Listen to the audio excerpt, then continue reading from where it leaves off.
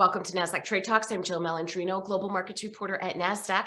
Joining us for the segment, we have Yon Perullo. He's a CEO of RiXtrema to discuss why the goal is to understand identifying risk and how your portfolio reacts under certain market conditions. Yon, it's great to have you with us. Welcome to Trade Talks. Thank you so much for having me, Jill. You got it. And why does risk management tend to be backward looking?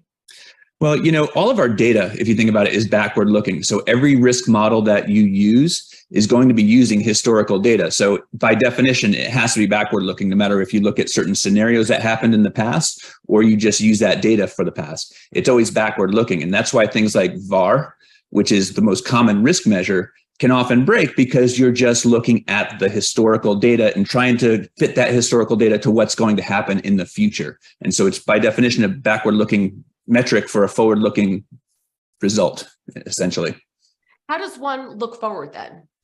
Well, I think the best way to look forward is you are always going to be stuck using historical data in some way, shape, or form. But what we can do is we can look forward in scenarios. So I can say, what do I think these certain markets are going to do in the forward, expected to do in the future? So what would the S&P 500 do under these certain circumstances? If something happens in China, if something happens in Japan, what do we think are going to be the market effects of these things? And we can use the relationships of our portfolios and stocks and bonds to those factors.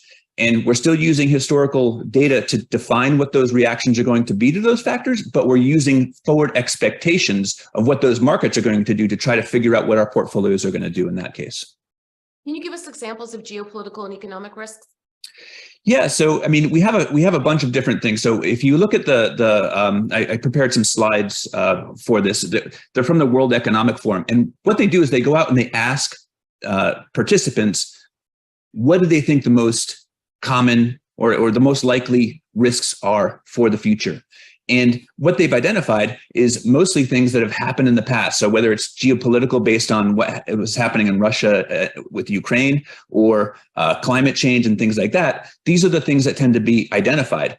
But we can still use those risks to think about what else would happen in the future in terms of geopolitical risks. So there's a big thing with China, Taiwan, and the chip sanctions that are going on. Well, those could really escalate into something that is really bubbling under the surface right now, because not only is China not going to have access to those really high quality chips that they need for their artificial intelligence and weapons and all that kind of stuff, but right across the strait in Taiwan, that disputed territory, is where they produce most of those. So there is something there that could escalate into sort of geopolitical conflict that would really have a different effect than the previous geopolitical conflict that we just looked at, which is Russia-Ukraine.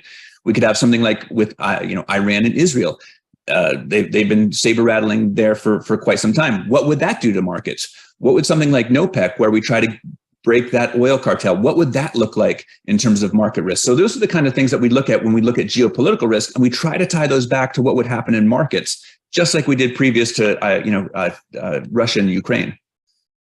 So Yon, what is the ultimate goal, and how do you react tactically to achieve it? So really what you have to do to act, to tactically, is you really want to understand it. The goal is not to be right with any of this information. The goal is really to understand how your portfolios are going to act and make adjustments if you need to, if you think that it's a likely scenario. So how would we react if the US goes into a recession? How would our portfolios react? And that requires really thinking very deeply about what it means to be in a recession, what that would mean for markets, what that would mean for the shape of the yield curve, for example, and how our portfolios would react. And so what we can do is we can get comfortable with that. We can make changes. We can put in hedges.